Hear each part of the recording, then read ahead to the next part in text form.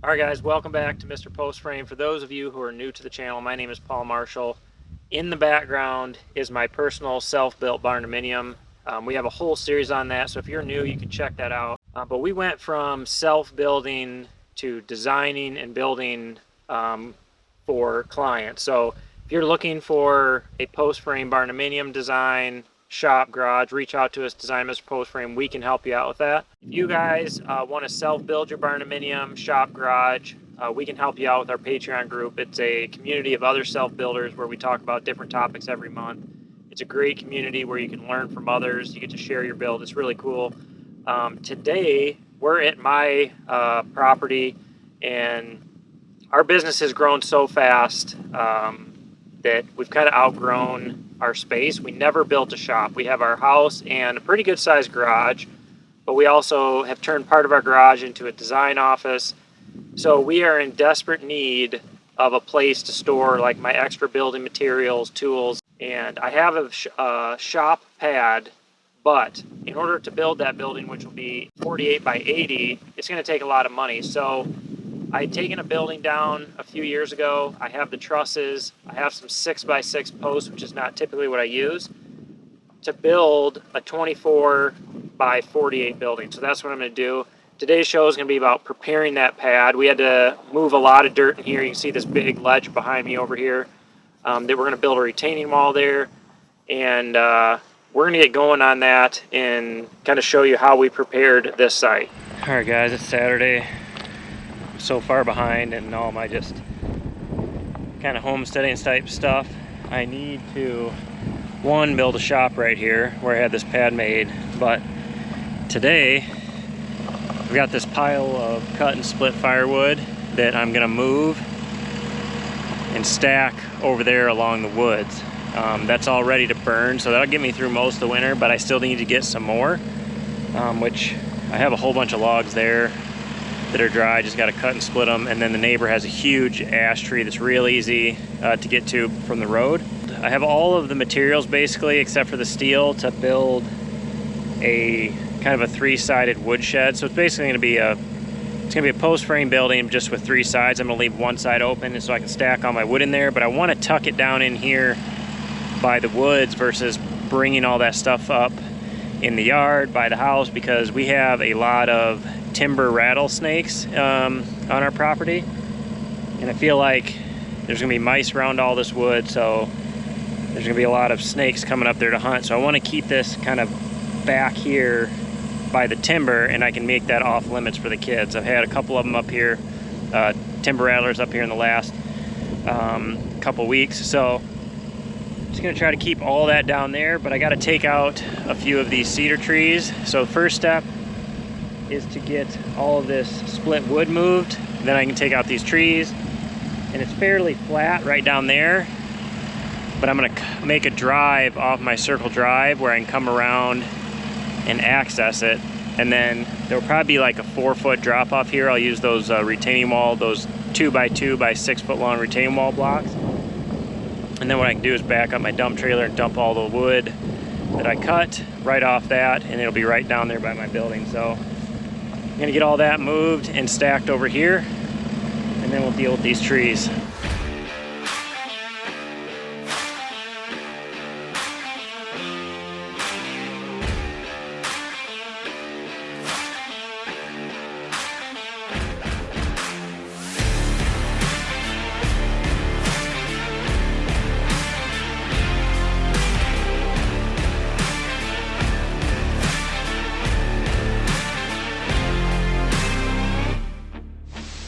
All right, got all the wood moved and stacked. That should be pretty close to one winter's worth, but it's nice to get that moved. I do have a little raking and cleanup yet to do. It is so dry here, but my plan, like I said, is to bring a drive like right off here. Come right down along here. This drops off so fast, I might have to take part of this tree down and then get a 24-foot deep by minimum, like 32 minimum wide.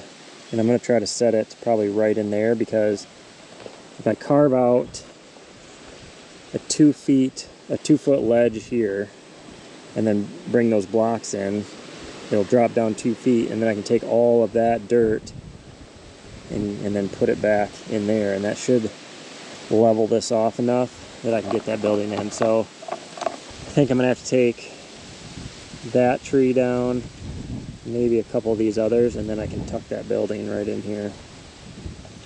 Be a little bit of work and figuring out, but I just got to flatten this out enough. I know probably looking on the video, can't tell, but I'm gonna get the laser and see what the difference is. I bet it's 2 or 3 feet from where I'm standing back to where I want the back of the building.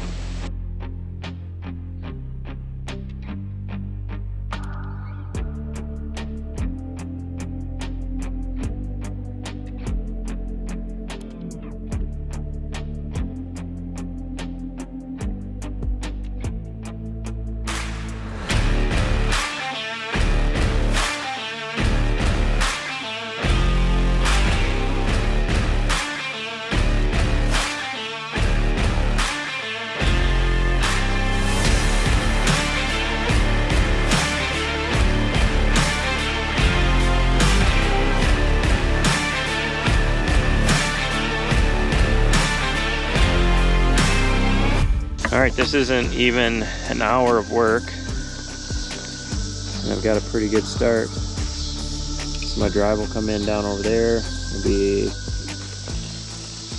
2 by 2 by 6 foot retaining wall right here, 2 high. So I'm going to cut this out all along this orange line right there.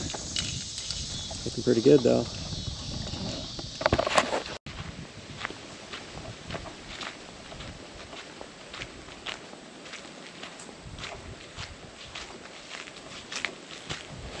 Got the rotary laser out here, and basically just to the right of the skid steer is where the height I want it, which this is still about a foot and a half low over here. It's hard to tell from here. Even looking at it, it looks not too bad, but probably have to take another 6-8 inches out of there and keep working this up around, and then I'll have a big retaining wall along there, and the drive will come down through here. But a lot of work yet to do.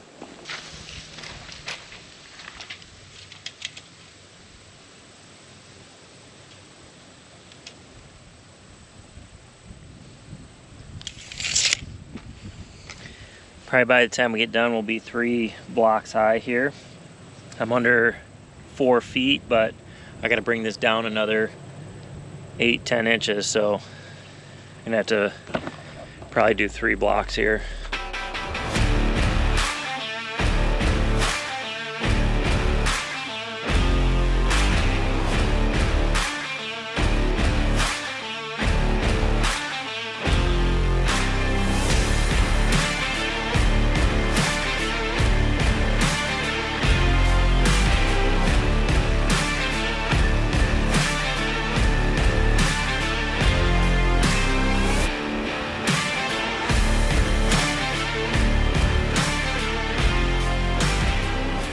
Alright, I'm starting to build my approach down. I'm just going to come off this driveway up here, come down through here.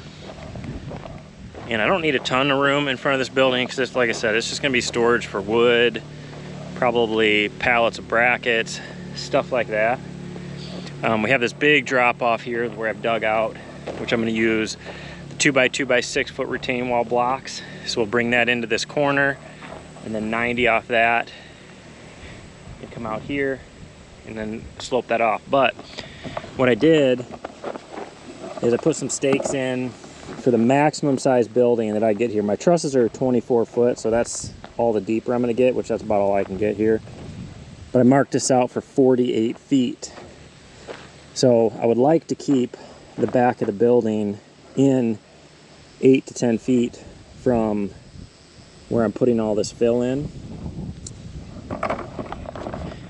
And just a note, if I was going to put concrete in this right away, which I may never put concrete, I would 100% have my grading guy come in here and do all this so he could use his vibratory roller every 6-8 inches. I've been packing it with the skid steer best I can. I am going to get settling, but I'm going to put all my piers in. I'll get down below all this fill. I can build my building.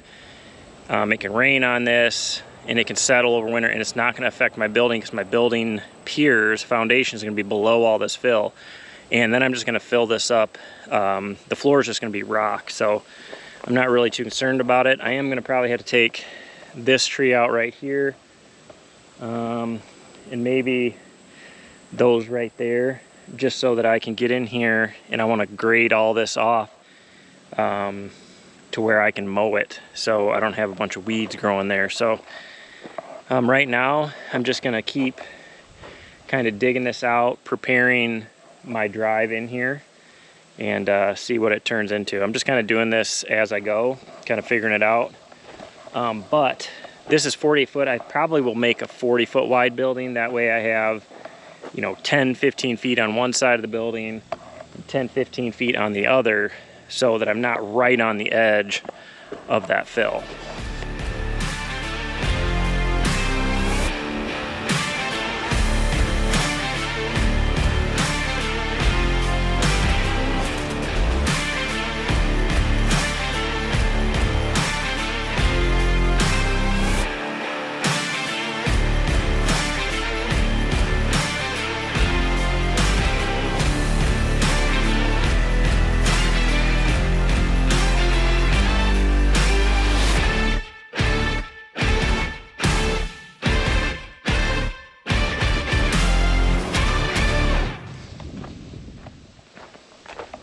Alright, this was probably took me about 4 to 5 hours to do this. And I moved a lot of dirt. Now, you can see over here, I'm not completely done, but I got this to a point where I can build my building and then I can finish my approach. I'm not 100% sure how this is gonna work. I kind of want to have the drive kind of come down and curve a little bit. So I have some room out in front of this building. But once I get the building built, I can kind of figure out how this is all going to work. But you can see back here how much dirt I moved.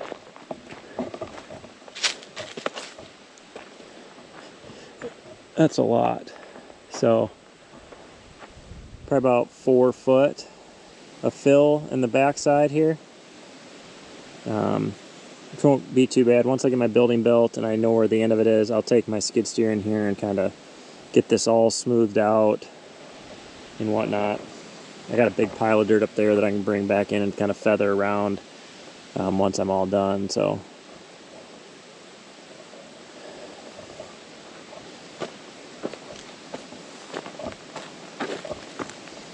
for right now, I think we are good. I don't think I'm going to put any rock down on this. I know it's a huge no-no, but I don't think I'm going to put any rock down on it until I get all my piers poured and stuff like that.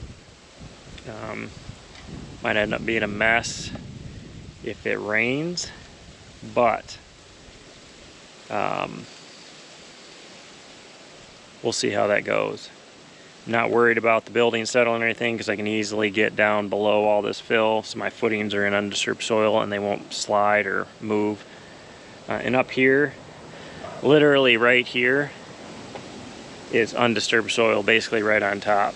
So it's just in the back side where I'm going to have to drill those probably about 5. I'll probably go about 6 foot if I can, just to make sure I got a couple feet down into that original soil there. So next step, lay out my building, drill my piers, pour my piers, and I'm going to build this building with a bunch of 6x6 posts that I have from another building. Got some trusses. I will have to build, I think I'm going to make this 48 feet long, so I will have to build one more truss. If I make it 48 feet, I'll have to build 2 more trusses. So just going to kind of play with it, see how it kind of lays out, how much room I got, and then we'll go from there. So now that you guys have seen the rendering of this started out to be, it was going to be just a 3-sided woodshed, but I'm going to turn part of it into a place where I can store some tools, all that kind of stuff. Like I said, I need help naming what this build series is going to be called. I'm going to self-build this entire thing by myself, so you'll be able to see how I deal with some of that stuff. It's not a huge building, but you know, a lot of you are going to build something similar to this. You can see how I tackle some of the tasks on my own. So do me a favor, put in the comments what we should call this build series, and we'll pick the best one, and that's what we'll call it. By the time this is all said and done, I might be living in this, because I just told Emily that I was doing this. For those of you who don't know who Emily is my better half. So I might be living in this, I don't know. So we might have to change the name as this goes on to maybe like the doghouse or something like that. All right guys, so that's gonna be a wrap on step 1 of this build series, and that's preparing your site. I have a lot of fill that I got on the back side. Up here at the front, it's pretty much undisturbed soil. We probably have 3 to 4 feet on the back side that I'm gonna have to get my piers down below. We're just gonna make this a gravel floor for the time being. I'm gonna give this time to settle before I decide whether I'm gonna concrete the part where I have for storage, but it will work for a while without concrete, and that'll also give this ground time to settle. So hopefully this was helpful to somebody. Hopefully you guys will enjoy this whole series. If you haven't already, hit that subscribe button, share it with your friends, and we'll catch you on the next video.